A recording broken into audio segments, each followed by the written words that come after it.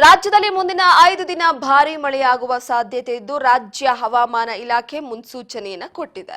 ಇಂದಿನಿಂದ ಹಲವೆಡೆ 5 ದಿನಗಳ ಕಾಲ ಭಾರೀ ಮಳೆಯಾಗಲಿದೆ.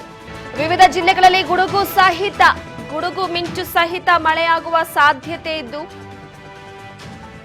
5 ದಿನಗಳ ಕಾಲ ಭಾರೀ ಮಳೆಯಾಗುವ ಸಾಧ್ಯತೆ ಇದೆ. ವಿಜ್ಞಾನಿ ಸಿಎಸ್ ಪಾಟೀಲ್ ಹೇಳಿಕೆಯನ್ನ ಕೊಟ್ಟಿದ್ದಾರೆ.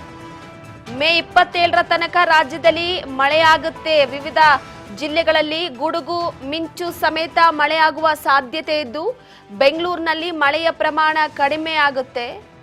ಉತ್ತರ ಕನ್ನಡ, ದಕ್ಷಿಣ ಕನ್ನಡ, ಉಡುಪಿ, ಬೆಳಗಾವಿ, ಧಾರವಾಡ, ಹಾವೇರಿ, ಶಿವಮೊಗ್ಗ, ಚಿಕ್ಕಮಗಳೂರು, ವಿಜಯಪುರ, ಬಾಗಲಕೋಟೆ, ಬೀದರ್, ಕಲಬುರಗಿ, ಯಾದಗಿರಿ ಜಿಲ್ಲೆಗಳಲ್ಲಿ ಭಾರೀ ಪ್ರಮಾಣದ ಮಳೆಯಾಗುವ ಸಾಧ್ಯತೆ ಇದೆ.